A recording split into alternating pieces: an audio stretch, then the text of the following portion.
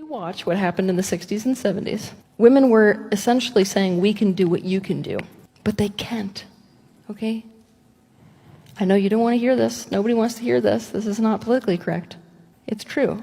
Men and women, they are two different energies, two different powers. So it's no different than water saying, I can be fire. This is not personal. This is not sexism. This is the fact that we are dealing with two different beings. And until we recognize in society that we are two different beings, we're never going to be able to set up a society that's actually beneficial for both. So to the degree that we as women are demanding that we are seen as the same as men, we're going to get ourselves in trouble here. When I think about, feminine empowerment, it's about being brave enough to assert our difference. It's not at all what it used to be. Like, first comes love, then comes marriage, then comes the baby and the baby carriage. No. It is first comes sex, then comes ghosting, then comes emotional trauma and trust issues. I don't know how to let somebody good in my life, so I just don't entertain anybody. And in my experience, I began to feel just disrespected by every single guy that I ever slept with. I always would feel like as soon as I gave it up to a guy, I would just be like trashed to the side. Like, I was like disposable, and it was really affecting my mental health and like making my self-confidence a lot worse. Life is just really lonely. Just another holiday I'm by myself. This is why I'm no longer a feminist. Pretty much I realized that feminism was made to elevate white women, not women that look like me. What drew me to feminism was the idea of equal pay and equal opportunities. When I started looking into the real world, I started to realize that it's all BS. A man with a turban and an Indian accent is less likely to get an executive position than a white woman. Look around you. How many Indian men with turbans and Muslim women with hijabs are on executive teams? Definition is also concerning. Equality rather than equity. It almost seems like the loudest man in the room is what gets to dictate what women and men want. So if the next man decides, I want to walk around with my pee-pee swinging, women are going to say, well, we want to be equal to that guy, so why don't we also get some stuff? Even if it's not the priority or it's not what we actually want, but because the loudest man in the room said so, we're just constantly trying to keep up. When did Islam come along? In 2020, I started looking more seriously into getting married. And at that point, I believed in 50-50. I thought it was a real thing. Men were very happy to hear I wanted to pitch in 50-50, and in some situations, I was even willing to pay 60-40. Over time, over looking at people around me, looking more into psychology, even date coaching, I started looking more into it. I realized there's no such thing as 50-50. Because even if we look at stats within Canada, which the majority of people here are not minorities or of Arab or South Asian descent, we realize that 70% of women still do most of the housework. So what is 50-50? Get people that'll tell you, well, my husband's great, he helps around the house. When we're not talking about the selective, we're talking about the collective. What is 50-50? And that's when I started looking more into Islam, and I realized, what the heck? Allah subhanahu wa ta'ala knows how men and women think. Why am I allowing a man-made ideology to tell me how I should live my everyday life when this same ideology changes month over month depending on the loudest person in the room? By the way, the loudest person also has some vested interest in you believing this. Long story short, I follow Islam, not feminism. Men and women have their traditional roles, and those roles have not changed. The more a man embraces his masculinity, the more successful he is likely to be. He cannot achieve this by suddenly deciding, influenced by popular culture, that he would rather be a woman. Similarly, the more a woman embraces her feminine side, the more successful she is. For her, success is not about creating wealth. It's about the happiness of her children and the moments she shares with her family. However, modern feminism has twisted this notion, portraying traditional femininity and masculinity as weaknesses. It suggests that women need to be more masculine and men need to be more feminine, leading to misery for many women.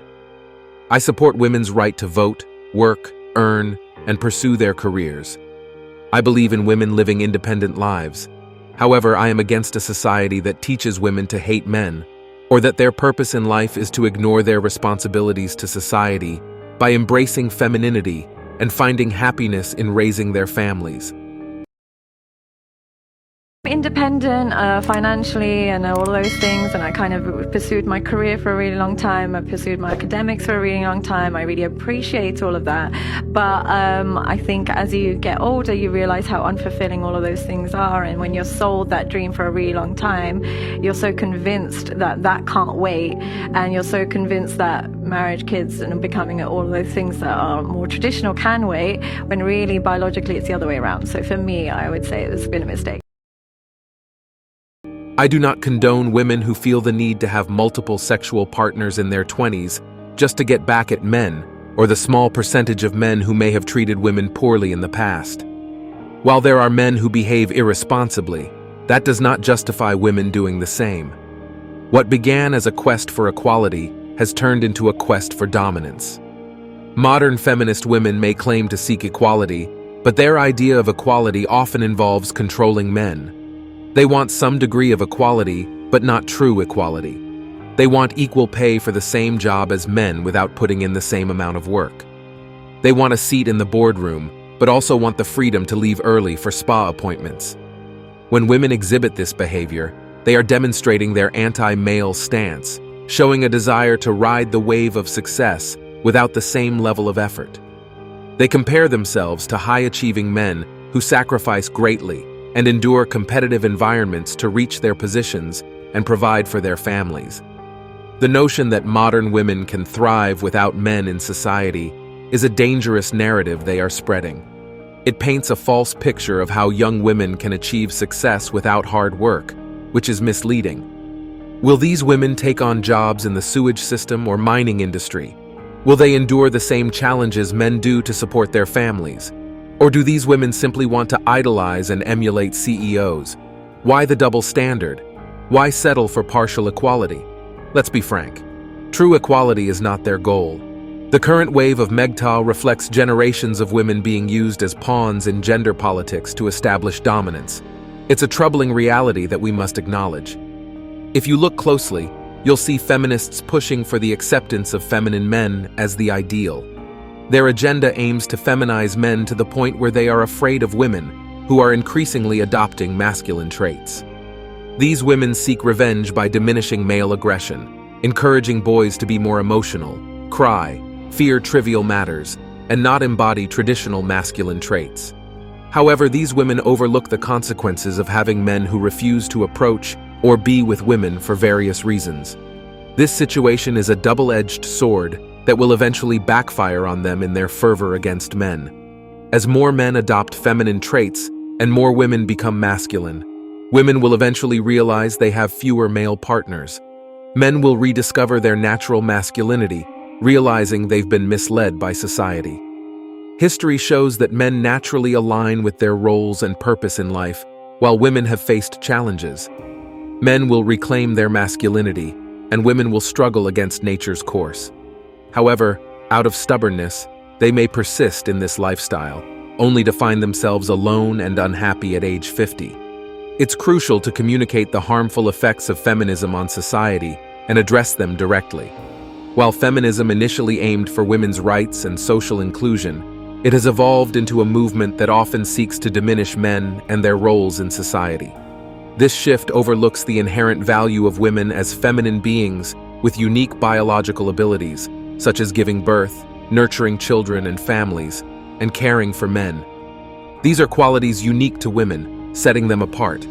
However, modern feminism often promotes a rebellious subset of women who emulate the irresponsible behavior of low-quality men, prioritizing casual relationships over embracing the responsibilities traditionally associated with manhood. Instead of encouraging women to embrace their distinctiveness, modern feminism steers them toward mimicking male behavior, effectively becoming second-class males rather than celebrating their own femininity. Today's anti-male feminists take pride in their promiscuity, viewing it as a symbol of freedom from societal norms. They seek to dominate and subjugate men, believing this to be a form of empowerment. Paradoxically, they complain about men not approaching them, failing to recognize that their hostile attitude and rejection of men contribute to this situation. Modern feminism has shifted from seeking equality to advocating for female superiority over men. Some feminists generalize the negative actions of a small percentage of men to the entire male population, using this as a basis for their ideology. This approach is irrational and unfair to the vast majority of men who do not engage in such behavior. As a result, many modern women prioritize casual relationships to assert their independence and retaliate against perceived past injustices by a minority of men. However, this behavior often leaves women feeling unfulfilled and disconnected from their true purpose. In conclusion, modern feminism has misled women, stripping them of their inherent value and purpose and replacing it with a shallow pursuit of dominance over men. This shift has resulted in unhappiness and dissatisfaction among women, evident in the attitudes and actions of many women today. Feminism is often blamed for the dissatisfaction many women feel. While it aims to empower them, it can lead to a sense of loss of value. Studies suggest that women who enter marriage as virgins are less likely to divorce, while those with multiple partners are more likely to divorce, a trend that has become more pronounced in recent years. This indicates that promiscuity can erode loyalty and stability in relationships. Additionally, men generally prefer women with lower numbers of past partners. The more someone has of something, the less they may desire it, diminishing its value. This principle applies to relationships, as seen in videos where women regret their promiscuity. Men and women have different inherent qualities and purposes. Men are driven to procreate, protect, and spread their genes, while women are naturally inclined to nurture, provide love, and raise children with their partners. However, the modern narrative can make women feel inferior if they do not match male achievements, despite the inherent differences in their roles and motivations. And that's it for today on Sigma Traits. Make sure you hit that like button, smash that subscribe button, and don't forget to ring that notification bell. Support this channel through membership. You can also support through PayPal link in the description. Let us know your thoughts in the comments below. See you all tomorrow.